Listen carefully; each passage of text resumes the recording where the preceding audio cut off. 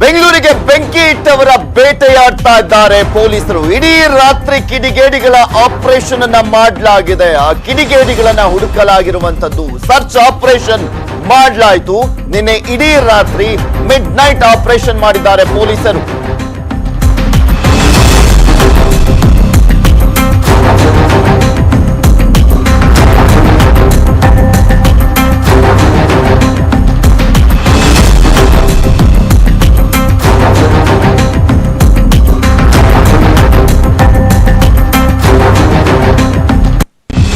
ಇಡೀ ರಾತ್ರಿ mid night operation ಅನ್ನ ಮಾಡಿದ್ದಾರೆ ಪೊಲೀಸರು. ಪುಂಡರನ್ನ ಹುಡುಕಿದ್ದು ಹೇಗೆ ಸಿಸಿಬಿ ತಂಡದವರು ಅನ್ನೋದರ ಎಕ್ಸ್ಕ್ಲೂಸಿವ್ ಆದಂತ ಮಾಹಿತಿಯನ್ನ ನಿಮ್ ಮುಂದೆ ಇಡ್ತಾ ಹೋಗ್ತೀವಿ. ಇಡೀ ರಾತ್ರಿ ಆಪರೇಷನ್ ಆಗಿದೆ. ಯಾವ ಕಾರಣಕ್ಕೋಸ್ಕರ ರಾತ್ರಿ ಆಪರೇಷನ್ ಮಾಡಲಾಯಿತು ಅನ್ನೋದ್ರ ಬಗ್ಗೆನೂ ಕೂಡ ಸಂಪೂರ್ಣವಾದಂತ ಮಾಹಿತಿಯನ್ನ ನೀಡ್ತಾ ಹೋಗ್ತೀವಿ. ನಿನ್ನೆ ರಾತ್ರಿ 12 ಗಂಟೆಗೆ ಶುರುವಾಯಿತು ಈ ಒಂದು ಆಪರೇಷನ್. 4 ಗಂಟೆಗೆ ಈ ಆಪರೇಷನ್ ಫಿನಿಶ್ ಆಯ್ತು, ಮುಗ್ದೋಯ್ತು.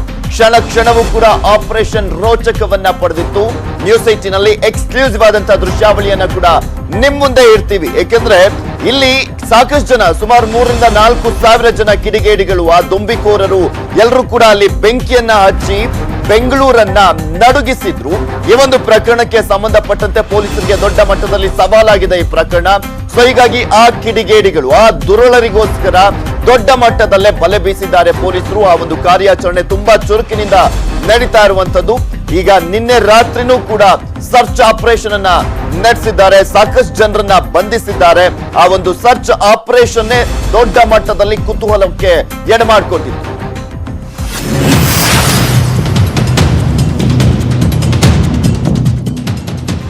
ಸಿಸಿಬಿ ಪೊಲೀಸರಿಂದ ತಡರಾತ್ರಿ ಆಪರೇಷನ್ ಅನ್ನ ಮಾಡಲಾಯಿತು. ಡಿಜೆ ಹಳ್ಳಿ ಗಲ್ಲಿಗಳಲ್ಲೂ ಕೂಡ ಸರ್ಚ್ ಮಾಡಿದ್ದಾರೆ ಪೊಲೀಸರು. ಆರೋಪಿಗಳನ್ನ ಹುಡುಕಿ ಅರೆಸ್ಟ್ ಅನ್ನ ಮಾಡಿದ್ದಾರೆ.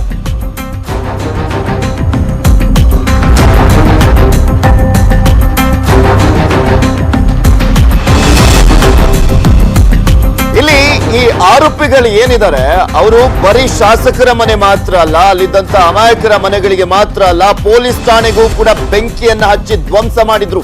ಸೊ ಆ ಒಂದು ಕಾರಣಕ್ಕೋಸ್ಕರ ಈ ಒಂದು ತನಿಖೆ ಮತ್ತಷ್ಟು ತೀವ್ರಗತಿಯಲ್ಲಿ ನಡೀತಾ ಇರುವಂತದ್ದು. 12 ಗಂಟೆ ವೇಳೆಗೆ ಸುತ್ತುವರೆದಿದ್ರು ಖಾಕಿ ಪಡೆಯವರು. ಡಿಜೆ ಹಳ್ಳಿ, ಕೆಜಿ ಹಳ್ಳಿಯಲ್ಲಿ ಹುಡುಕಾಟವನ್ನ ನಡೆಸಲಿಕ್ಕೋಸ್ಕರ ಮುಂಜಾನೆ 4 ಗಂಟೆಯವರೆಗೂ ಕೂಡ ಸತತವಾಗಿ 4 ಗಂಟೆಗಳ ಕಾಲ ಅವರು ಹುಡುಕಾಟವನ್ನು ಮಾಡಿದ್ದಾರೆ. ಸಿಸಿಬಿ ಮುಖ್ಯಸ್ಥರಾಗಿರುವಂತಹ ಸಂದೀಪ್ ಪಾಟೀಲ್ ಅವರ ನೇತೃತ್ವದಲ್ಲಿ ಈ ಒಂದು ಕಾರ್ಯಾಚರಣೆ ನಡೆದಿದೆ. 100 ಅಧಿಕಾರಿಗಳ ತಂಡದಿಂದ ಆಪರೇಷನ್ ನಡೆದಿರುವಂತದ್ದು. 60ಕ್ಕೂ ಹೆಚ್ಚು ಆರೋಪಿಗಳನ್ನ ಬಂಧಿಸಿದ್ದಾರೆ ಖಾಕಿ ಪಡೆಯವರು. ಇದೊಂದು ರೀತಿಯಾದಂತಹ ಸಿನಿಮಾ ಶೈಲಿಯಲ್ಲಿ ಕಾರ್ಯಾಚರಣೆಯನ್ನ ಮಾಡಲಾಗಿದೆ. ಈ ಒಂದು ಸರ್ಚ್ ಆಪರೇಷನ್ ಅನ್ನ ಸಿನಿಮಾ ರೀತಿಯಲ್ಲಿ ಮಾಡಲಾಗಿರುವಂತದ್ದು. ಇದುವರೆಗೂ 200ಕ್ಕೂ ಅಧಿಕ ಆರೋಪಿಗಳನ್ನ ಟೋಟಲ್ ಆಗಿ ಈ ಒಂದು ಗಲಭೆ ಪ್ರಕರಣಕ್ಕೆ ಸಂಬಂಧಪಟ್ಟಂತೆ ಬಂಧಿಸಿದ್ದಾರೆ. ಸಿಸಿಟಿವಿ ದೃಶ್ಯಾವಳಿಯನ್ನ ಆಧರಿಸಿ ಆರೋಪಿಗಳನ್ನ ಬಂಧಿಸಿರುವಂತದ್ದು ಪೊಲೀಸರು. ಡಿಜೆ ಹಳ್ಳಿ ಗಲ್ಲಿಗಳಲ್ಲಿ ಹುಡುಕಿ ಅರೆಸ್ಟ್ ಅನ್ನ ಮಾಡಿದ್ದಾರೆ.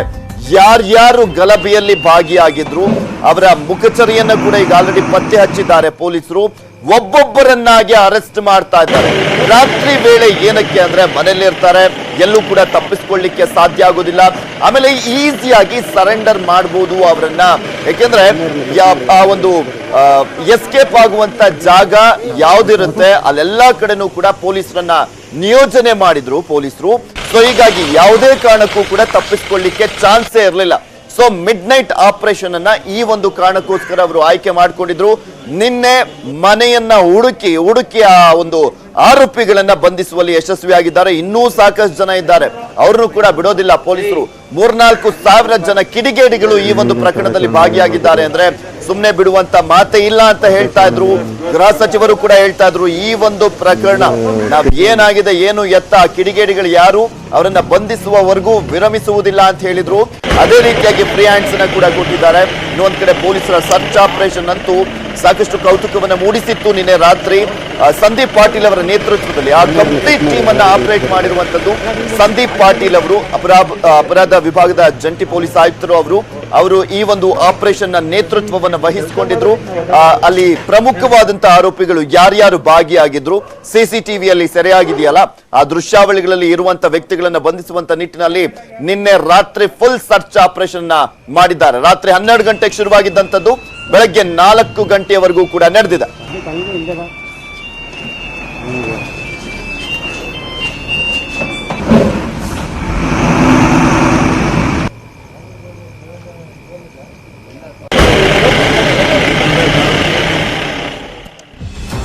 ಡಿಜೆ ಹಳ್ಳಿಯಲ್ಲಿ ಮಿಡ್ ನೈಟ್ ಆಪರೇಷನ್ ನಡೀತು. ಎಸ್ಕೇಪ್ ಆಗ್ಲಿಕ್ಕೆ ವಾಟ್ಸ್ಆಪ್ ಗ್ರೂಪ್ ಅನ್ನ ಕೂಡ ರೆಡಿ ಮಾಡ್ಕೊಂಡಿದ್ರು. ಮತ್ತು ಒಂದ್ ಕಡೆ ಅಲ್ಲಿ ಅಂದ್ರೆ ಗೊತ್ತಲ್ಲ ಯಾರ್ಯಾರು ಭಾಗಿಯಾಗಿದ್ರು ಅಂತ.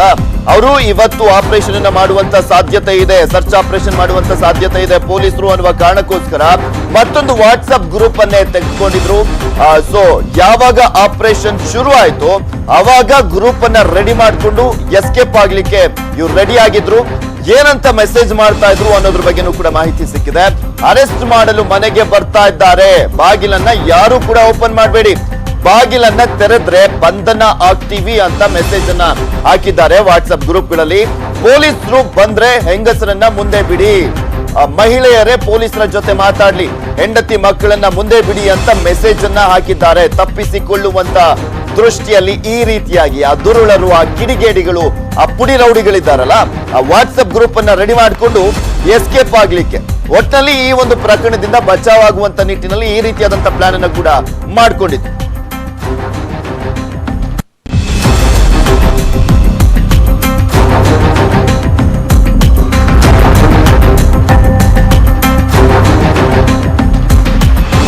ಎಲ್ಲದ್ರ ಬಗ್ಗೆ ಕಂಪ್ಲೀಟ್ ಡೀಟೇಲ್ಸ್ ಅನ್ನ ನೀಡ್ತಾರೆ ನಮ್ಮ ಪ್ರತಿನಿಧಿ ಗಂಗಾಧರ್. ನೇರ ಸಂಪರ್ಕದಲ್ಲಿ ಜಾಯ್ನ್ ಆಗ್ತಾ ಇದ್ದಾರೆ. ಎಸ್ ಗಂಗಾಧರ್, ನಿನ್ನೆ ಮಿಡ್ ನೈಟ್ ಆಪರೇಷನ್ ನಡೀತು. ಯಾವ ಕಾರಣಕ್ಕೋಸ್ಕರ ರಾತ್ರಿ ಅಂತ ಅನ್ಸುತ್ತೆ, ಮತ್ತೆ ಯಾವ ರೀತಿಯಾಗಿತ್ತು ಆ ಒಂದು ಮಿಡ್ ನೈಟ್ ಆಪರೇಷನ್ ಅಂತ?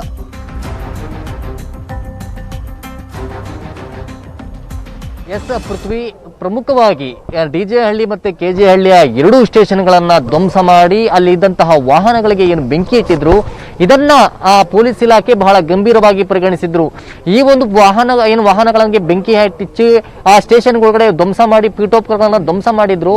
ಅಂತವರನ್ನ ಪತ್ತೆ ಮಾಡೋಕೆ ಸಿಸಿಬಿಯ ಟೆಕ್ನಿಕಲ್ ವಿಂಗ್ ಅಂದ್ರೆ ಆ ಸಿಸಿಟಿವಿ ದೃಶ್ಯಾವಳಿ ಆಗಿರ್ಬೋದು, ಮೊಬೈಲ್ ಆಗಿರ್ಬೋದು, ಅಥವಾ ಮಾಧ್ಯಮದಲ್ಲಿ ಬಂದಂತಹ ದೃಶ್ಯಾವಳಿಗಳನ್ನ ಆಧರಿಸಿ ಪೊಲೀಸರು ಒಂದು ದಿನ ಸಂಪೂರ್ಣವಾಗಿ ಟೆಕ್ನಿಕಲ್ ವಿಂಗ್ ಅವರ ಐಡೆಂಟಿಫಿಕೇಶನ್ ಮಾಡ್ಕೊಂಡಿದ್ರು.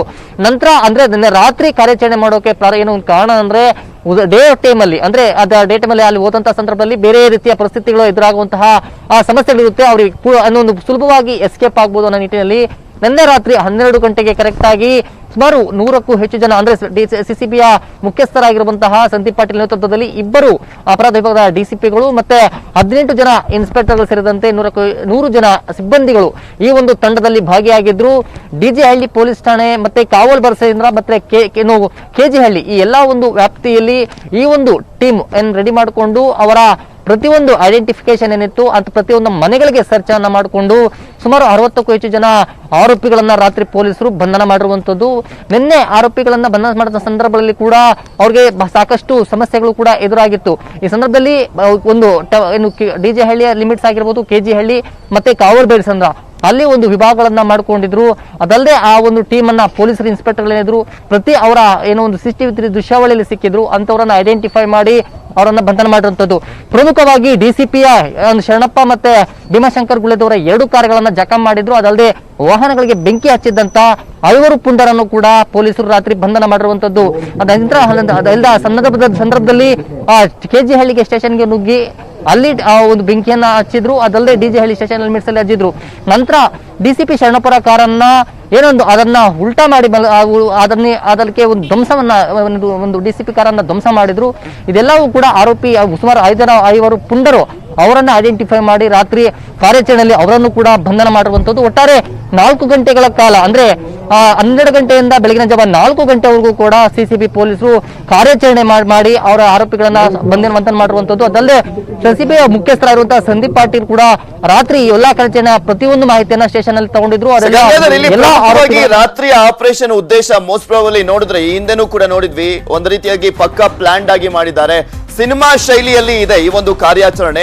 ಯಾಕಂದ್ರೆ ಯಾರೊಬ್ರು ಕೂಡ ಎಸ್ಕೇಪ್ ಆಗಬಾರ್ದು. ಇನ್ನೊಂದ್ ಕಡೆ ನಿಷೇಧಾಜ್ಞೆ ಕೂಡ ಜಾರಿಯಲ್ಲಿದೆ, ಹಾಗೆ ಪೊಲೀಸರ ಭದ್ರತೆ ಕೂಡ ಇರುತ್ತೆ. ಎಸ್ಕೇಪ್ ಆಗುವಂತ ಸಂದರ್ಭದಲ್ಲಿ ಈಸಿಯಾಗಿ ಬಂಧಿಸಬಹುದು ಅನ್ನುವಂತ ಉದ್ದೇಶ ಸ್ಪಷ್ಟವಾಗಿ ಕಾಣಿಸ್ತಾ ಇದೆ ಅಲ್ವಾ ಇದರಲ್ಲಿ? ಇವತ್ತು ಕೂಡ ಏನಾದ್ರೂ ಆಪರೇಷನ್ ನಡೆಯುವಂತ ಸಾಧ್ಯತೆ ಇದೆಯಾ? ಎಸ್ ಪೃಥ್ವಿ, ಅಂದ್ರೆ 1.5 ದಿನ ಆಯಿತು. ಪೊಲೀಸರು ಯಾವುದೇ ರೀತಿ ಯಾರು ಈ ರೀತಿಯ ದೊಡ್ಡ ಮಟ್ಟದ ರಹಸ್ಯ ಕಾರ್ಯಾಚರಣೆಯನ್ನ ಯಾರು ಕೂಡ ಮಾಡಿರ್ಲಿಲ್ಲ. ಎಲ್ಲೆಲ್ಲಿ ಸಿಕ್ಕಂತಹ ಆರೋಪಿಗಳನ್ನ ಮಾತ್ರ ಕರ್ಕೊಂಡ್ ಬರ್ತಾ ಇದ್ರು. ಬಟ್ ಆದ್ರೆ ಒಂದು ದಿನ ಅಂದ್ರೆ ಕಳೆದ 1.5 ದಿನ ಟೆಕ್ನಿಕಲ್ ವಿಂಗ್ ಅಂದ್ರೆ ಸಿಸಿಬಿಯ ತಾಂತ್ರಿಕ ವಿಭಾಗ ಸಿಸಿಟಿವಿ ದೃಶ್ಯಾವಳಿ ಮತ್ತೆ ಮೊಬೈಲ್ ದೃಶ್ಯಾವಳಿಗೆ ಎಲ್ಲ ಒಂದು ಆಧರಿಸಿ ಎಲ್ಲ ಒಂದು ಪ್ರೀ ಪ್ಲಾನ್ ಅನ್ನ ಮಾಡಿಕೊಂಡು ನಿನ್ನೆ ಮಿಡ್ ನೈಟ್ 12 ಗಂಟೆ ಟೈಮಲ್ಲಿ ಕಾರ್ಯಾಚರಣೆ ಮಾಡಿದ್ದು. ಒಂದು ವೇಳೆ ಪೊಲೀಸರು ಸುಮ್ಮನಾಗಿರ್ಬೋದು ಅನ್ನೋದು ಕೂಡ ಆರೋಪಿಗಳ ತಲೆಗೆ ಕೂಡ ಬಂದಿರುವಂತದ್ದು. ಪೊಲೀಸರು ನಮ್ಮನ್ನ ಬಂಧನ ಮಾಡೋದಿಲ್ಲ ಅನ್ನೋದು ಕೂಡ ಅವರಿಗೆ ಯೋಚನೆ ಬಂದಿರುತ್ತೆ. ಈ ಸಂದರ್ಭದಲ್ಲಿ ಅವರಿಗೆ 1-2 ದಿನ ಟೈಮ್ ಕೊಟ್ಟು ನಂತರ ಮಧ್ಯರಾತ್ರಿಯಲ್ಲಿ, ಯಾಕಂದ್ರೆ ಅವ್ರು ಬೇರೆ ಕಡೆ ಹೋಗಿರೋ ಮನೆಯಲ್ಲೇ ಕೂಡ ಉಳ್ಕೊಂಡಿರ್ತಾರೆ. ಹೀಗಾಗಿ ಮಧ್ಯರಾತ್ರಿ ಹೋದ್ರು ಕೂಡ ಜನ ಸೇರುವಂತಹ ಸಾಧ್ಯತೆ ಕೂಡ ಕಡಿಮೆ ಇರುತ್ತೆ. ಯಾವುದೇ ರೀತಿ ಅಲ್ಲಿ ಗಲಾಟೆ ಆಗದಂತೆ ಮತ್ತೆ ಯಾರಿಗೂ ಪಕ್ಕದ ಮನೆಗಳಿಗೂ ಕೂಡ ಗೊತ್ತಾಗದಂತೆ ನೇರವಾಗಿ ಮನೆ ಬಾಗಿಲನ್ನ ತಟ್ಟಿ ಆರೋಪಿಗಳನ್ನ ಹುಡುಕಿ ಅವರ ಮೊಬೈಲ್ ಫೋಟೋವನ್ನ ಏನು ಐಡೆಂಟಿಫೈ ಮಾಡಿದ್ರು ಅಂತವರನ್ನ ಅವರಿಗೆ ತೋರಿಸಿ ಅವರನ್ನ ಬಂಧನ ಮಾಡಿಕೊಂಡು ಬಂದಿರುವಂತದ್ದು. ಸುಮಾರು 4 ಗಂಟೆಗಳ ಕಾಲ 3 ಪ್ರದೇಶಗಳಲ್ಲಿ ಪೊಲೀಸರು ಒಂದು ಸಿನಿಮೆಯ ರೀತಿಯಲ್ಲಿ ಸುಮಾರು 100ಕ್ಕೂ ಹೆಚ್ಚು ಜನ ದೊಡ್ಡ ಮಟ್ಟದ ಕಾರ್ಯಾಚರಣೆಯನ್ನ ಸಿಸಿ ಪೊಲೀಸರು ಮಾಡಿ 60 ಜನ ಆರೋಪಿಗಳನ್ನ, ಅದರಲ್ಲೂ ಸ್ಟೇಷನ್ಗಳನ್ನ ಪೊಲೀಸ್ ಸ್ಟೇಷನ್ಗಳನ್ನ ಗುರಿಯಾಗಿಟ್ಟುಕೊಂಡು ಉದ್ದೇಶಪೂರ್ವಕವಾಗಿ ಅವರ ವಾಹನಗಳನ್ನ ಡಿಸಿಪಿ ವಾಹನಗಳನ್ನ ಮತ್ತೆ ಏನು ಕಚೇರಿಯಲ್ಲಿದ್ದಂತಹ ಪೀಠೋಪಕರಣಗಳನ್ನ ಧ್ವಂಸ ಮಾಡಿ ಏನೊಂದು ಐಡೆಂಟಿಫೈ ಮಾಡಿ ಅಂತ ಈಗ ಪೊಲೀಸರು ಸಂಪರ್ಕದಲ್ಲಿ. ಗಂಗಾಧರ್, ಮತ್ತೊಂದು ಬ್ರೇಕಿಂಗ್ ನ್ಯೂಸ್ ಇದೆ. ಕೆಜಿಹಳ್ಳಿ ಪೊಲೀಸ್ ಠಾಣೆ ಮುಂದೆ ಗಲಾಟೆ ನಡೀತಲ್ಲ, ಈ ಒಂದು ಪ್ರಕರಣಕ್ಕೆ ಸಂಬಂಧಪಟ್ಟಂತೆ ಈ ಕಾರ್ಯಾಚರಣೆ ತುಂಬಾ ತೀವ್ರಗತಿಯಲ್ಲಿ ಸಾಗ್ತಾ ಇದೆ. ತನಿಖೆ ಕೂಡ ಅಷ್ಟೇ, ಒಬ್ಬರನ್ನು ಕೂಡ ಬಿಡ್ತಾ ಇಲ್ಲ ಪೊಲೀಸರು. ಯಾರ್ಯಾರು ಪ್ರಮುಖ ಆರೋಪಿಗಳು ಮೈನ್ ಆಗಿ ಅವರನ್ನ ಫಸ್ಟ್ ಬಂಧಿಸುವಂತ ಕೆಲಸ ಆಗ್ತಾ ಇದೆ. ಅವರನ್ನ ಬಂಧಿಸ್ಬಿಟ್ರೆ ಅವರ ಹಿಂಬಾಲಕರು, ಅವರ ಹಿಂದಿದ್ದಂತ ಕಿಡಿಗೇಡಿಗಳು, ದುರ್ಲರೆಲ್ಲರೂ ಕೂಡ ಸಿಗ್ತಾರೆ. ಸೊ ಹೀಗಾಗಿ ಆ ಒಂದು ಕೆಲಸವನ್ನ ಫಸ್ಟ್ ಸ್ಟೇಜ್ ಆಗಿ ಮಾಡ್ತಾ ಇದ್ದಾರೆ ಪೊಲೀಸರು. ಕೆಜಿಹಳ್ಳಿ ಕಾರ್ಪೊರೇಟರ್ ಪತಿ ಕಲೀಂ ಪಾಷನನ್ನ ಅರೆಸ್ಟ್ ಮಾಡಲಾಗಿದೆ. ಗಲಾಟೆಗೂ ಮುನ್ನ ಠಾಣೆ ಮುಂದೆ ಬಂದು ಹೋಗಿದ್ದ, ನಾಟಕವನ್ನ ಮಾಡ್ಕೊಂಡು ಹೋಗಿದ್ದ ಕಲೀಂ ಪಾಷಾ ಠಾಣೆ ಮುಂದೆ ಎಲ್ಲರನ್ನೂ ಕೂಡ ಪ್ರಚೋದಿಸಿ ಹೋಗಿದ್ದ ಈ ಕಲೀಂ ಪಾಷಾ ಗಲಾಟೆ ಶುರುವಾಗ್ತಿದ್ದಂತೆ ಠಾಣೆ ಬಳಿಯಿಂದ ಎಸ್ಕೇಪ್ ಆಗಿದ್ದಾನೆ. ಗಲಾಟೆ ಶುರು ಆಗ್ತಿದ್ದಂತೆ ಇವರು ಹೊಡೆದಾಡ್ಕೊಂಡು ಸಾಯ್ಲಿ, ನನ್ಗೇನು, ನಾನು ಎಸ್ಕೇಪ್ ಆಗ್ಬೇಕು, ರಾಜಕೀಯ ದುರುದ್ದೇಶ ಕೂಡ ಇದೆ ಇವನಿಗೆ, ಮತ್ತೊಂದ್ ಕಡೆ ಹೆಸರು ಬರುತ್ತೆ ಅನ್ನುವ ಕಾರಣ ಕೂಡ ಇದೆ ಇವನಿಗೆ. ಕಲೀಂ ಪಾಷಾ ಬಿಬಿಎಂಪಿ ಪಾಲಿಕೆ ಸದಸ್ಯ ಪತಿ ಕೂಡ ಆಗಿದ್ದಾನೆ. ಇದ್ರಲ್ಲಿ ಗಮನಿಸಬೇಕು, ಬಿಬಿಎಂಪಿ ಪಾಲಿಕೆ ಸದಸ್ಯ ಪತಿ ಅಂದ್ರೆ ರಾಜಕೀಯ ದುರುದ್ದೇಶ ಅಂತೂ ಅಡಗಿದೆ ಇದರ ಹಿಂದೆ. ಗಲಾಟೆ ಬಳಿಕ ಮತ್ತೆ ಠಾಣೆ ಬಳಿ ಬಂದು ಹೋಗಿದ್ದ ಈ ಕಲೀಂ ಪಾಷಾ ಪೊಲೀಸರಿಗೆ ಸಹಕರಿಸುವಂತೆ ನಟಿಸಿದ್ದ ಕಲೀಂ ಪಾಷನನ್ನ ಬಂಧಿಸಿದ್ದಾರೆ ಪೊಲೀಸರು. ಈ ಕಲೀಂ ಪಾಷಾ ಮತ್ತೆ ಮತ್ತೊಬ್ಬ SDPIನ ಮುಖಂಡ ಮೊಯ್ಮಿಲ್ ಪಾಷಾನನ್ನ ಬಂಧಿಸಿದಂತ ಸಂದರ್ಭದಲ್ಲಿ ಗೊತ್ತಾಗ್ತಾ ಇದೆ ಇವರಿಬ್ಬರ ಸಂಚು ಯಾವ ರೀತಿಯಾಗಿದೆ ಅಂದ್ರೆ ವಿಷ ಹಾಕ್ಬಿಡ್ಬೇಕು ಈ ಒಂದು ಏರಿಯಾಗೆ ಕಂಪ್ಲೀಟ್ ಆಗಿ, ಆ ರೀತಿಯಾಗಿ ಇವರು ಪ್ಲಾನ್ ಅನ್ನ ಮಾಡಿಕೊಂಡು ಒಟ್ಟಲ್ಲಿ ಗಲಭೆಯನ್ನ ಎಬ್ಬಿಸ್ಬಿಟ್ಟು ಹೆಸರನ್ನ ಮಾಡುವಂತ ದುರುದ್ದೇಶ ಸ್ಪಷ್ಟವಾಗಿ ಕಾಣಿಸ್ತಾ ಇದೆ. ಏನೇನಾಯ್ತು, ಈತನ ಇನ್ವಾಲ್ವ್ಮೆಂಟ್ ಯಾವ ರೀತಿಯಾಗಿತ್ತು ಅನ್ನೋದ್ರ ಬಗ್ಗೆ ಮಾಹಿತಿಯನ್ನು ನೀಡ್ತಾರೆ ನಮ್ಮ ಪ್ರತಿನಿಧಿ ಗಂಗಾಧರ್ ನೇರ ಸಂಪರ್ಕದಲ್ಲೇ ಇದ್ದಾರೆ. ಗಂಗಾಧರ್, ನೋಡ್ತಾನೆ ಇದೀವಿ ಒಬ್ಬೊಬ್ಬರಾಗಿ ಈಗ ಮೈನ್ ಮಾಸ್ಟರ್ ಮೈಂಡ್ ಗಳು ಯಾರ್ಯಾರಿದ್ರು ಅವರನ್ನ ಅರೆಸ್ಟ್ ಮಾಡುವಂತ ಕೆಲಸ ಆಗ್ತಾ ಇದೆ. ಪೊಲೀಸರು ಅದನ್ನ ಮಾಡ್ತಾ ಇದ್ದಾರೆ. ಈ ಕಲೀಂ ಪಾಷನ ಇನ್ವಾಲ್ವ್ಮೆಂಟ್ ಯಾವ ರೀತಿಯಾಗಿತ್ತು, ರಾಜಕೀಯ ದುರುದ್ದೇಶ ಅನ್ನೋದಂತೂ ಸ್ಪಷ್ಟವಾಗಿ ಗೊತ್ತಾಗ್ತಾ ಇದೆ. ಈತ ಒಬ್ಬ ಕಾರ್ಪೊರೇಟರ್ನ ಪತಿ ಕೂಡ ಆಗಿದ್ದಾನೆ.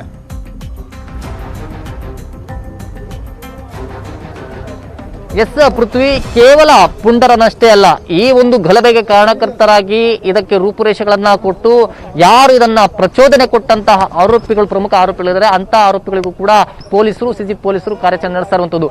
ಈಗಾಗಲೇ ಪ್ರಮುಖ ಆರೋಪಿಯಾದಂತಹ ಮಿಜಾಯಿಲ್ ಪಾಷಾ SDPIನ ಮಿಜಾಯಿಲ್ ಪಾಷಾನ ಅರೆಸ್ಟ್ ಮಾಡಿ ಕೂಡ ಪೊಲೀಸರು ವಿಚಾರಣೆ ನಡೆಸ್ತಾ ಇದ್ದಾರೆ. ಈ ಸಂದರ್ಭದಲ್ಲಿ ನಿನ್ನೆ ಅಷ್ಟೇ ಕಲೀಂ ಪಾಷಾನ ಹೆಸರು ಕೂಡ ಮುಂಚೂಣಿಯಲ್ಲಿತ್ತು, ಈ ಗಲಭೆಗೆ ಈತನು ಕೂಡ ಕಾರಣಕರ್ತ ಅಂತ.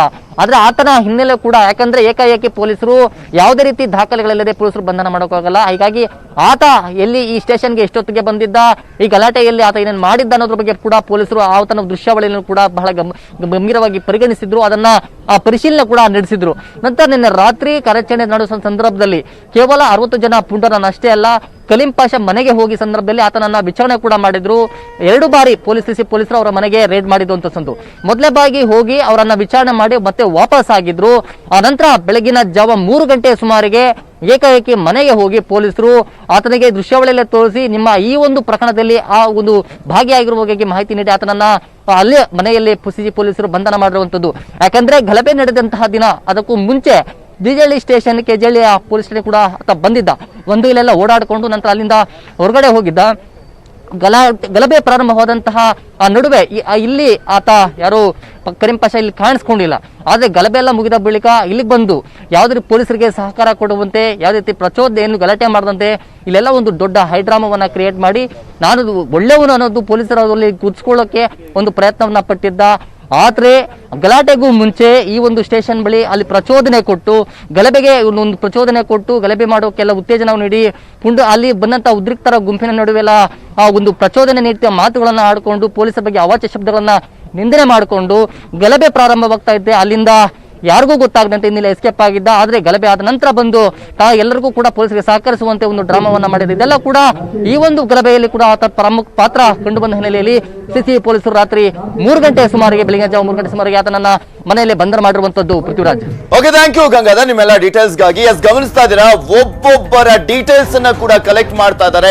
ಇದರ ಹಿಂದಿರುವಂತ ಮಾಸ್ಟರ್ ಮೈಂಡ್ ಗಳು ಯಾರು ಅನ್ನೋದನ್ನ ಪೊಲೀಸರು ಕಾರ್ಯಾಚರಣೆಯ ಸಂದರ್ಭದಲ್ಲಿ, ತನಿಖೆಯ ಸಂದರ್ಭದಲ್ಲಿ ಭೇಟಿ ಆಡ್ತಾ ಇರುವಂತದ್ದು. ಇದ್ರ ಬಗ್ಗೆ ಮತ್ತಷ್ಟು ಡೀಟೇಲ್ಸ್ ಅನ್ನ ಕೊಡ್ತಾ ಹೋಗ್ತೀನಿ. ಆದ್ರೆ ಅದಕ್ಕೂ ಮುಂಚೆ ಒಂದು ಸ್ಮಾಲ್ ಬ್ರೇಕ್.